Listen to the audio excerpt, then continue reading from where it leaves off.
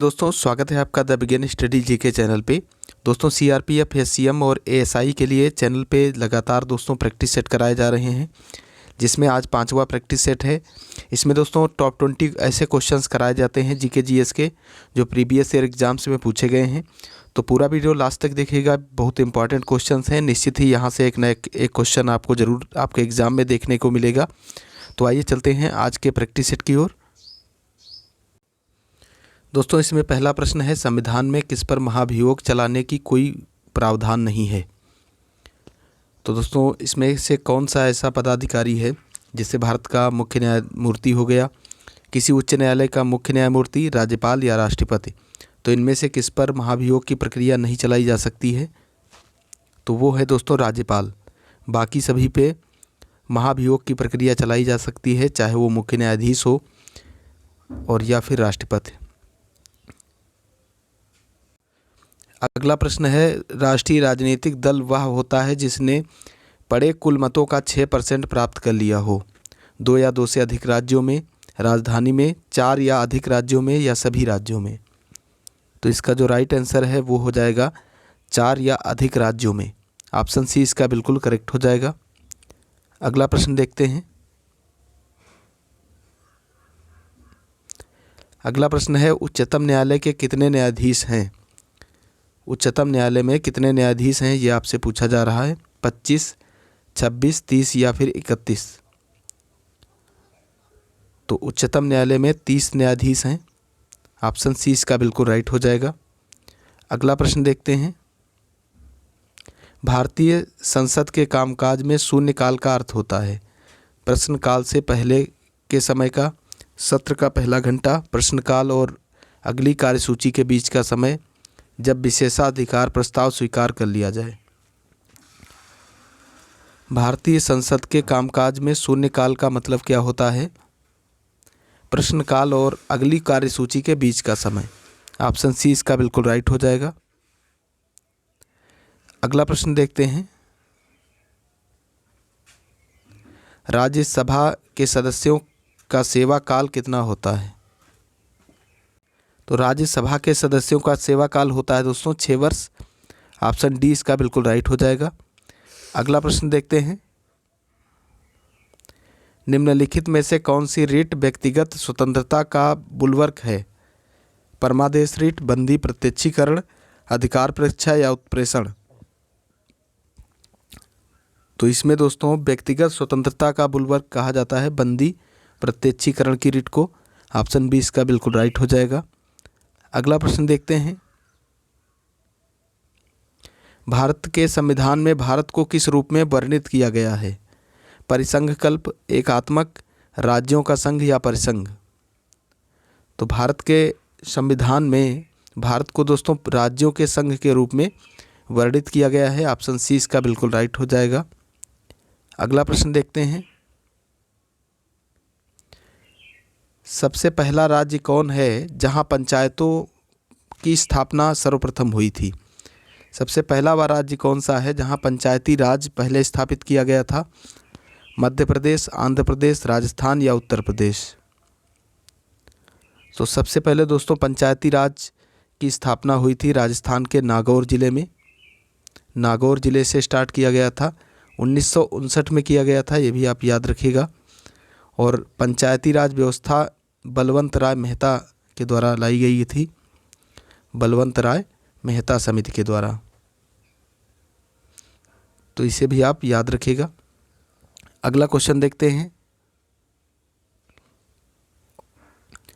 उच्चतम न्यायालय के न्यायाधीशों की संख्या में वृद्धि करने की शक्ति किसके पास है, संसद, राष्ट्रपति, प्रधानमंत्री या विधि मंत्रालय।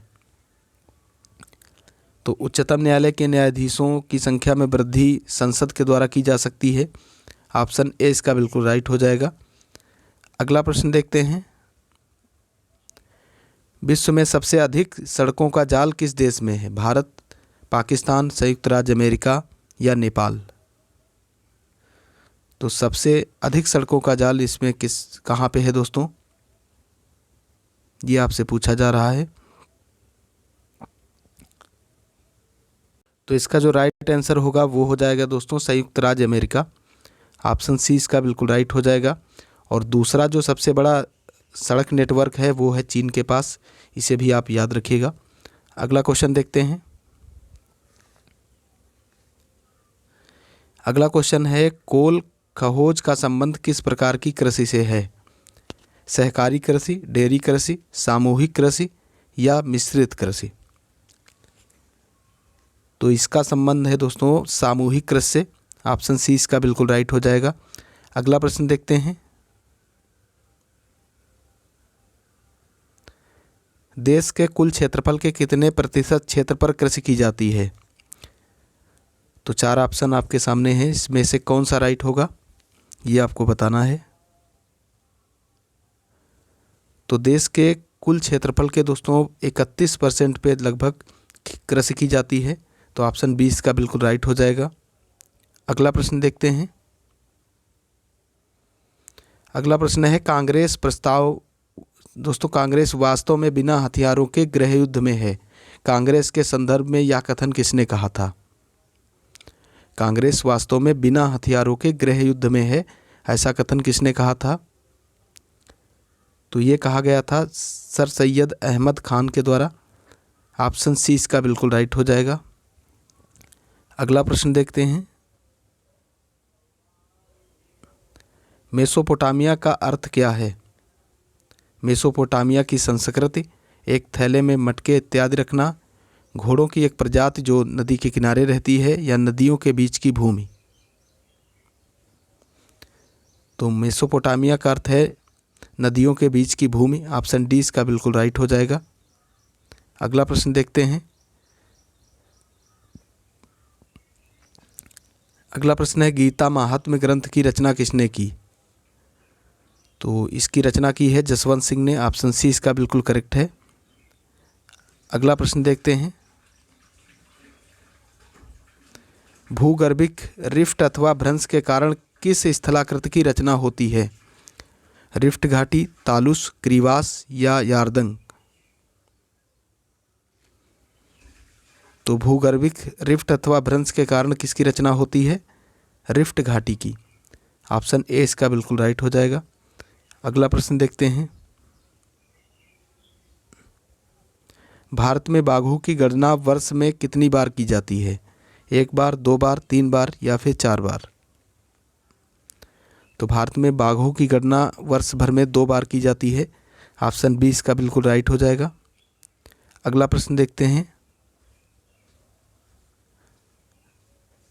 रोबेस्पियर किस ग्रंथ को अपने तकिए के नीचे रखकर सोता था? नवल, हलउस, सामाजिक संविधा, पर्शियन लेटर्स या फाइस के खत?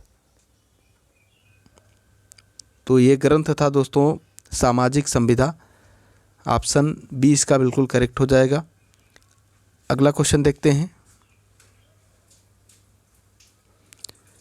उज्जैन के राजा विक्रमादित्य ने किनके ऊपर विजय प्राप्त करके विक्रम संवत शुरू किया? तो विक्रमादित्य ने शकों पर दोस्तों विजय प्राप्त करके विक्रम संवत की शुरुआत की थी। ऑप्शन ए इसका बिल्कुल राइट हो जाएगा। अगला क्वेश्चन देखते हैं। आज का लास्ट क्वेश्चन है। महाराजा गंग सिंह ने गंग नहर का निर्माण कब करवाया था? तो महाराजा गंग सिंह ने दोस्तों 1927 में गंग नहर का निर्माण करवाया था। ऑप्शन ए इसका बिल्कुल राइट हो जाएगा। तो दोस्तों इसी के साथ आज का ये प्रैक्टिस सेट यहीं पे समाप्त होता है। आशा करता हूँ प्रैक्टिस सेट आपको पसंद आया होगा। यदि प्रैक्टिस सेट आपको पसंद आया है तो आप इसे ज़्यादा से ज़्यादा लोगों के पास शेयर कीजिए।